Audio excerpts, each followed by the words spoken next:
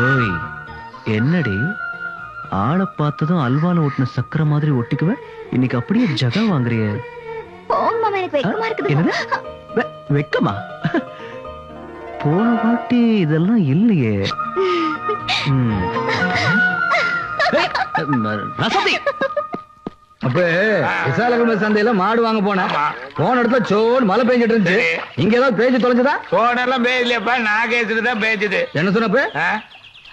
என்ன என்ன சொன்ன? இப்படி எல்லாம் கணக்கு போட்டு நேற்று சினிமாக்கு போனது தெரிஞ்சு கிளவி விட்டு சொல்லி காசு கொடுக்காம பண்ண போறேன். அப்ப சாத்து பாப்பு